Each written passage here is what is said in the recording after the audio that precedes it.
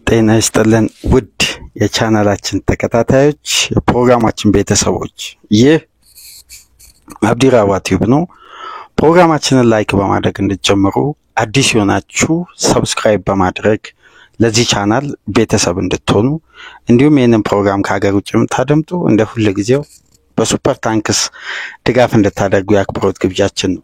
የእሁድ የመረጃ ገጾቻችን ከዝውውር መረጃ ያገኘናቸውን ሰብሰብ አድርገን በዚህ ፕሮግራም እንደ ሁሉ ጊዜው ውድድሮቹ ከተጠናቀቁ በኋላ አፕዴት መረጃዎችን ወደ እናንተ እያደረስን በየቀኑ የሚወጡትን አዳዲስ መረጃ በትላልቅ ክለቦች መካከል የተሰማውን መረጃ ወደ እናንተ ይዘን በመምጣት የተለያዩ መረጃዎችን ስናካፍላችሁ ቆይተናል። እንደ ሁሉ ጊዜው አሁንም በዝውውር ከቅዳሜ ምሽት አንስቶ እስከ እሁድ ንጋት ድረስ የተወጣጡ በርከት ያሉ የእንግሊዝ ሚዲያ እንዲሁም በመላው ዓለም የተሰሙ የዝውውር መረጃዎችን ወደ እናንተ በዚህ ፕሮግራም እናነሳለን። እንደተለመደው ላይክ እያደረጋችሁ የዚህ ፕሮግራም ተደራሽነትን እንድታሰፉ በድጋሚ እየጠየቅኩኝ የዛሬው ትኩረታችን የሚሆነው እንግዲህ በተለያዩ ተጫዋቾች በተለያዩ ክለቦች የተሰሙ ወቅታዊ መረጃ ነው። ከዚህ ቀደም ብሎ የሰራነው የቪክተር ጊዮኬሬስ ፕሮግራም ሙሉ ትኩረት ያደረገው በተጫዋቹ ውሳኔ ቅዳሜ ከንጋት ጀምሮ ሪከርድ ይዞ በወጣው ዘገባ መሰረት በስተመጨረሻ ምሽት ላይ በታላላቅ ታማኝ ዘጋቢዎች ደግሞ ጉዳዩ ኮንፈርም ሲደረግ ይዘንላችሁ መተን በቂ ማብራሪያ ሰፊ ትንተና አድርገንበት ከናንተ ጋር ቆይታ አድርገናል። እሱም ፕሮግራም መለስ ብላችሁ ያደመጣችሁ በተለይ የአርሴናልና የማንቸስተር ዩናይትድ ደጋፊዎች፣ ምክንያቱም ይሄ ዝውውር ሂደት ሁለቱን ክለቦችን ያፋጠጠ ነው። አሁን ተጫዋቹ ምርጫውን አርሴናል እንዳደረገ ለኤጀንቱ መናገሩን ተከትሎ ሰባስቲያን ቪዳል የሚባል የሪከርድ ጋዜጣ ዘጋቢ ከሂጎ አልሜዳ ጋር በመሆን በጋራ እንግዲህ ሰፋ ያለ ዝርዝር ጉዳይ ይዘው ወጥተው በሪከርድ አምዳቸው ላይ ይሄን ጉዳይ ከቅዳሜ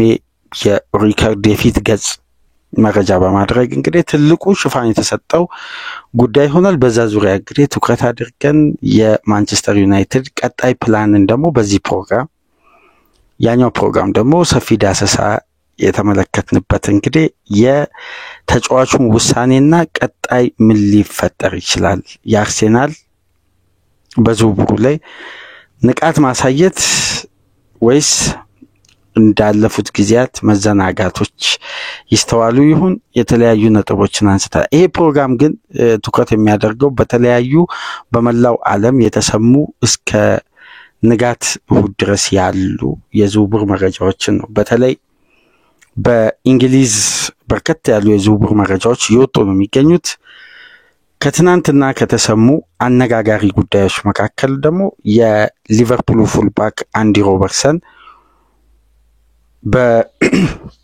በአትሌቲኮ ማድሪድ የመፈለጉ ጉዳይ ነው። ይሄ ተጫዋች እንግዲህ እንደምታውቁት በሊቨርፑል ቤት ከኤርገን ክሎፕ መምጣት ጊዜ ከተወሰኑ ጊዜያት በኋላ ክለቡን ከተቀላቀለበት ጊዜ አንስቶ በጥሩ ውጤታማነት በቦታው ላይ እንግዲህ አስተማማኝ አገልግሎት እየሰጠ በኮንሲስተንሲ ክለቡን ሲረዳ ቆይቶ እንግዲህ በመጨረሻም ወደ እድሜው ማብቂያ ሲቃረብ ወይም 30ዎቹን ከገባ በኋላ የብቃት መውረድ የተለያዩ ጉዳዮች ይስተዋልበት ነበር እና ይህንን ተከትሎ በመጨረሻም ሊቨርፑል በቦታው ተገቢውን ተጫዋች አግኝቻለሁ በማለት እንግዲህ በቀጣይ ሳምንት ዝውውሩን ለማጠናቀቅ ከወዲሁ ቅድመ ዝግጅቶችን እያጠናቀቀ የሚገኘው ሜሎስ ኬርኬዝ የአንዲ ሮበርትሰን የረጅም ጊዜ ተተኪ መሆኑ ታውቋል። ይህንን ተከትሎ ታዲያ አንዲ ሮበርትሰን በሊቨርፑል ቤት እንደ ተጠባባቂ ወይም ሁለተኛ ተከላካይ ሆኖ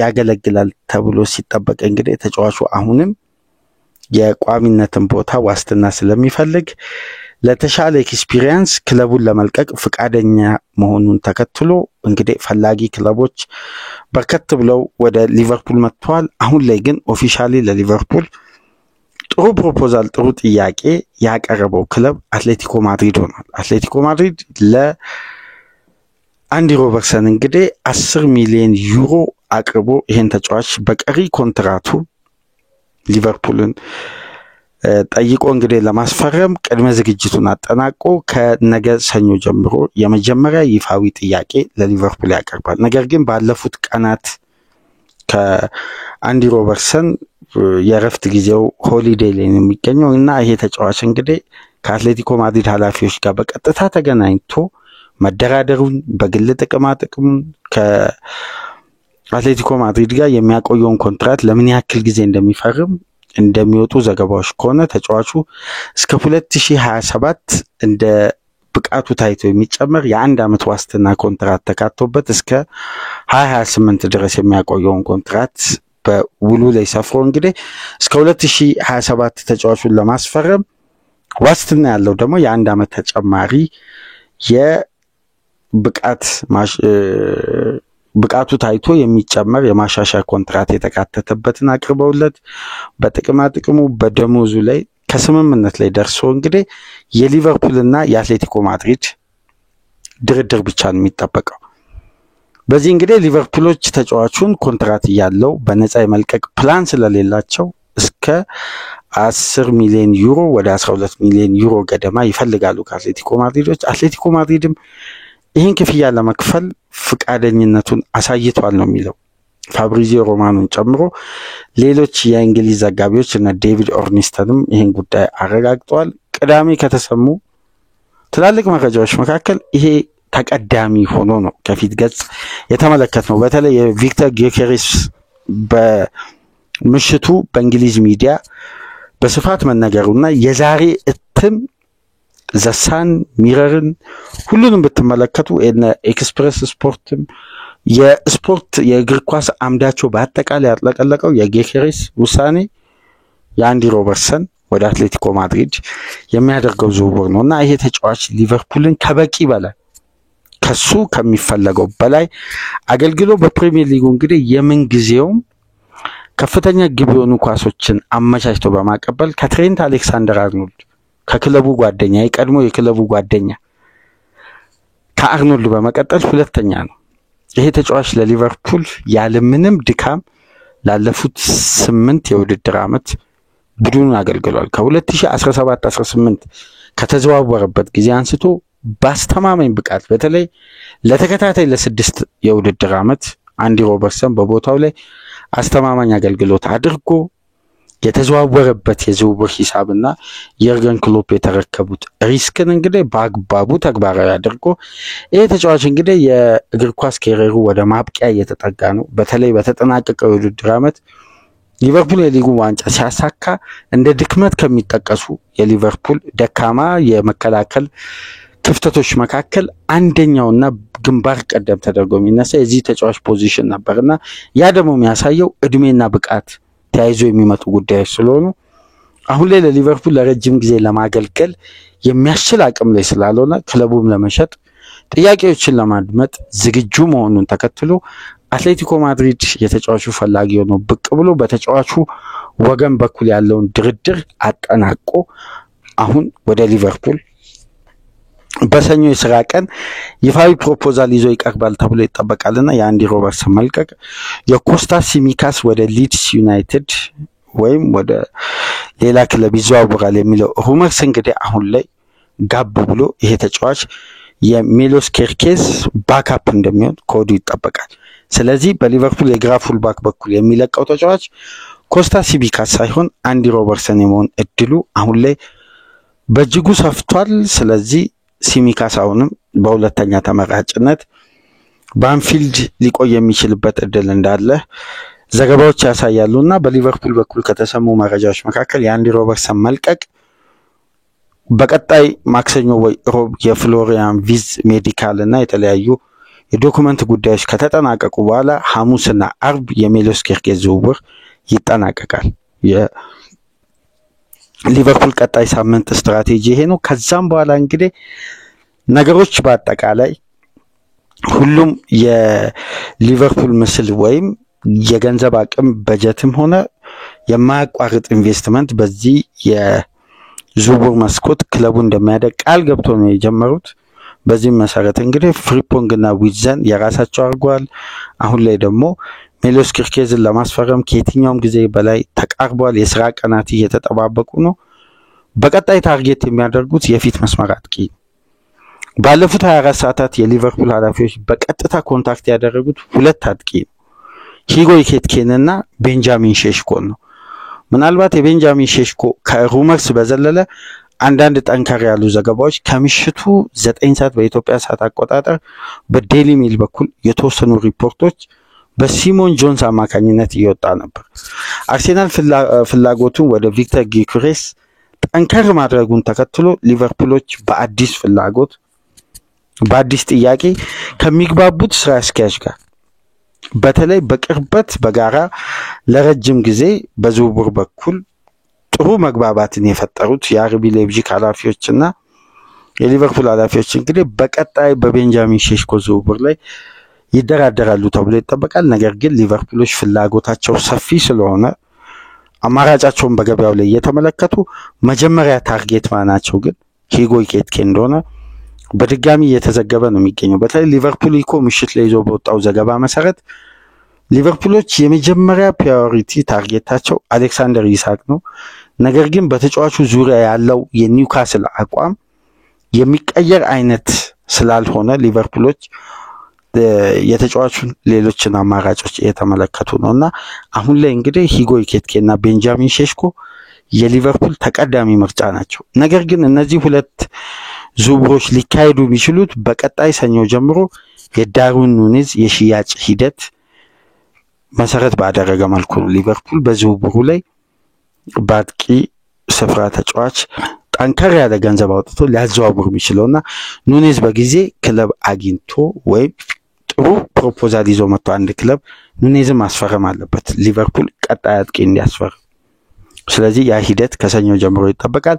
ሊቨርፑል እንግዲህ ቢዚ ሆኖ ነው በዚህ ሳመር የሚያሳልፈው። አዲስ ቢልዲንግ፣ አዲስ ኢነርጂ፣ አዳዲስ ፊቶችን ወደ ቡድኑ መጨመር የመጀመሪያ ፕላኑ ስለሆነ ግብ ጠባቂ እንግዲህ ማማርዳሻቪሊ፣ ግራ ፉልባክ ሜሎስ ኪርኬዝ፣ በቀኝ በኩል ጀረሚ ፍሪምፖንግ፣ የክሬቲቭ አማካይ በኩል ፍሎሪያን ቪዝ፣ አራት አዳዲስ ፊቶች ከወዲሁ ወደ አንፊልድ ደርሰዋል።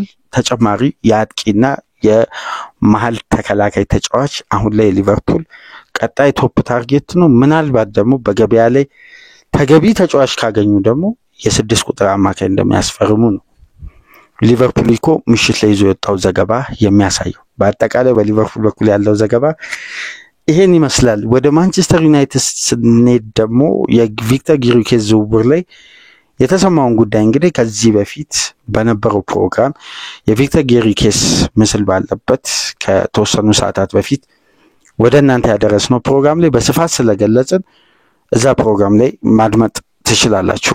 በማንቸስተር በኩል ቀጣይ ፕላን ሂጎ ኢኬቲኬ መሆኑን በተለይ ደግሞ ማንቸስተር በሁለት ዝውውር ላይ ነው እንግዲህ አሁን ላይ ከፍተኛ ሃይጃክ የማድረግ ስትራቴጂ በሁለት ክለቦች ተጠናክሮ ዩናይትድ ላይ መጣው። በጊዮኬሬስ በኩል ተጫዋቹ ፕራዮሪቲ ለአርሴናል መስጠቱ፣ እዚህ ጋር ደግሞ በብራያን ምቤሞ ዝውውር ላይ ቶትናም በአሰልጣኝ ቶማስ ፍራንክ በአዲሱ አሰልጣኝ አማካኝነት ተጫዋቹን ተደራድሮ የማሳመንና ማንቸስተርን ትቶ ወደ ቶትናም እንዲመጣ የሚደረገው ጠንካራ ፍላጎት ተጠናክሮ ቀጥሏልና ቶትናሞች ከማንቸስተር ዩናይትድም የተሻለ ክፍያ ከፍለው ብራያን ምቤሞን ለማምጣት ፕላን አድርገዋልና ማንቸስተር ዩናይትድ እንግዲህ እቅዱን ከወዲሁ እያሰፋ ይገኛል። አማራጩን በገበያው ላይ በደንብ እየተመለከተ ይገኛል። ምክንያቱም ወደ ቢዲንግ ዋር መግባት አይፈልግም። የፋይናንስ ስርዓቱን ማናጋት አይፈልግም። በድጋሚ ማንቸስተሮች ስልታዊ የሆነ ስትራቴጂያዊ መንገድ መከተል ስለሚፈልጉ ምቤሞ ውሳኔውን የሚቀይር ከሆነ ዩናይትዶች እዛ ጋር የቢዲንግ ዋር ወይም ከፍተኛ የደሞዝ ማሻሻያ ተደርጎ ምናምን ማስፈረም አይፈልጉም። ገበያው ላይ አማራጭ ነው የሚመለከቱትና በቀጣይ ሰኞ ትልቅ ዝውውር በማንቸስተር ዩናይትድ ቤት ይፈጸማል ተብሎ ይጠበቃል። ማለት የሚሸጥ ተጫዋች አሌያንድሮ ጋርናቾ ወደ አንድ የእንግሊዝ ክለብ ይዘዋወራል ተብሎ ይጠበቃል። ነገር ግን ያ ክለብ ቼልሲ አለመሆኑ ተረጋግጧል።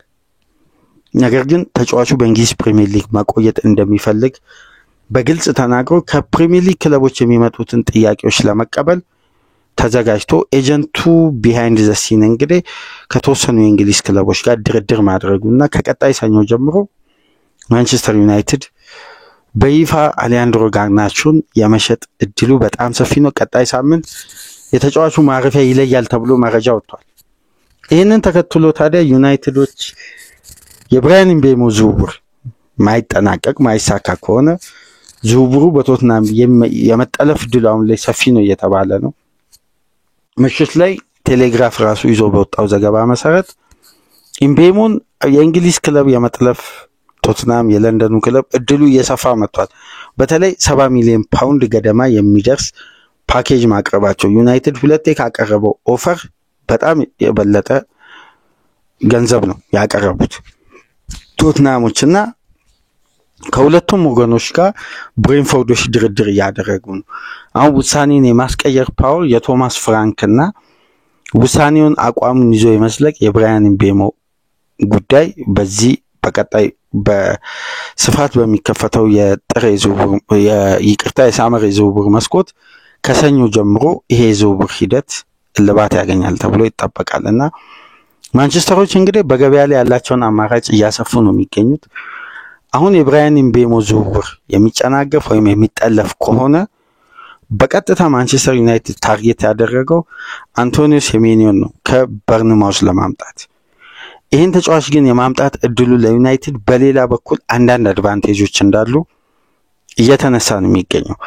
በርንማውዝ ከማንቸስተር ዩናይትድ አካዳሚ ተጫዋቾችን ይፈልጋል ይላል ዘገባው እንደሚለው ከሆነ ሁለት የአካዳሚ ተጫዋቾችን ስለሚፈልግ ማንቸስተሮች የዝውውሩ አካል ለማድረግና የነሱን የሂሳብ መልቀቂያ ክፍያ በዝውውሩ ላይ በማካተት እዚህ ጋር ደግሞ የፋይናንስ ስርዓታቸውን በተወሰነ መልኩ ክፍተቱን ደፍነው አንቶኒዮ ሴሜኒዮን ለማስፈረም ጥረት ያደርጋሉ ተብሎ ይጠበቃል። ይሄ ግን ሊሆን የሚችለው የብራያን ምቤሞ ዝውውር ሲቋረጥ ወይም ሲጠለፍ ብቻ ነው። የዩናይትድ አሁንም ተቀዳሚ ምርጫ ብራያን ምቤሞ ነው። ካልተሳካ ግን ፊታቸውን በቀጥታ ወደ አንቶኒዮ ሴሜኒዮ እንደሚያዞሩና በሌላ በኩል ደግሞ አንዳንድ ከጣሊያን በሚወጡ መረጃዎች ከሆነ በተለይ ቱቶ ስፖርትን ጨምሮ ሉክማንን ማንቸስተር ዩናይትዶች አቅደዋል ይላል። ነገር ግን የሉክማን ክፍያ የደሞዝ አንዳንድ ሂደቶችና ከአትላንታ ጋር የሚደረገው ድርድር ጠንከር ያለ ስለሆነ ዩናይትድ የዚህ አይነት ፈታኝ የዝውውር ሂደት ላይ ረጅም ጊዜ መፍጀት አይፈልግም። በተለይ ደግሞ የተጫዋቹ የመልቀቂያ ሂሳብና የተለያዩ ሂደቶች ምናልባት ክለቦች ደፍረው ትላልቅ ዋጋ እንዳይከፍሉ የሚያሰጉ ድርድሮች እንዳሉ ይነገራል ከሉክማን ዝውውር ጋር በተያያዘና አሁን የዩናይትድ ታርጌት አንቶኒዮ ሴሜኒዮ ከተቻለ ደግሞ ዩናይትዶች ምናልባት የገንዘብ ክፍያውን ካሳደጉ ነው የሚለው ምናልባት እንደ እቅድ ከያዙት አማራጭ መካከል ታይረን ሚቶማም በዩናይትድ ራዳር ውስጥ እንደሚገኝ ተያይዞ ተነስቷል። እነዚህ ሁለት አማራጮች ላይ ዩናይትድ አክቲቭ ለመሆን ደግሞ የብራያን ምቤሞን የመጨረሻ ዝውውር ሂደት ይጠብቃል ውሳኔን ማለት ነው። ማንቸስተርን ከመረጠ ብሬንፎርድን እኔ ወደ ማንቸስተር ነው መዘዋወር የምፈልገው ከቶትናም ጋር አዲስ ድርድር ማድረግ አልፈልግም። በአቋሜ ጸንቻለሁ። ወደ ቶትናም አልሄድም። ህልሜ ወደ ማንቸስተር ዩናይትድ ነው መዘዋወር የምፈልገው ካለ ብሬንፎርድ እንግዲህ ያለው አማራጭ ከማንቸስተር ዩናይትድ ጋር መደራደር ነው።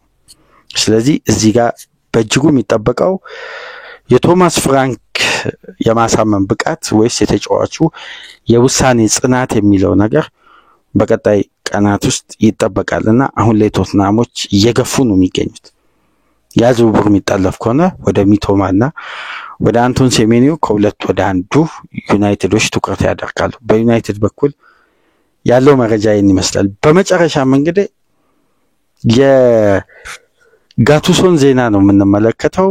ሉቺያኖ ስፓሌቲን ከቀናት በፊት ከስራቸው ላይ ያሰናበተው የጣሊያን ብሔራዊ ቡድን በቦታቸው እንግዲህ ጋቱሶን ቀጥሯል። ጋቱሶ እንደምታውቁት በኤሲ ሚላን፣ ናፖሊ ከዛም ማርሴይ ጥሩ የአሰልጣኝነት ልምድ ያለው ለጣሊያን እግር ኳስ ለብሔራዊ ቡድኑ እንግዲህ ታሽቶ ይሄን አሰልጣኝ የጣሊያን ኃላፊዎች እንግዲህ ሾመዋል። ብሔራዊ ቡድኑ በቀጣይ ከጋቱሶ ጋር ውል ተፈራርሞ በዋና አሰልጣኝነት ጋቱሶን ሾመዋል። ሉቺያኖ ስፓሌቲ ወደ ክለብ እግር ኳስ ይመለሳሉ ተብሎ ይጠበቃል። በእሁድ ገጻችን ያዝነው መረጃ እነዚህን ይመስላሉ። ከተመቻችሁ ላይክ አድርጉ። ላይካችሁ በእጅጉ ይጠቅመናል። የዚህም ፕሮግራም ተደራሽነት ከፍ ያደርጋል። በርከት ያሉ የእግር ኳስ ቤተሰቦች ወደኛ ቻናል ይቀላቀላሉ። ላይካችሁ በእጅጉ ስለሚጠቅመን ላይክ አድርጉ።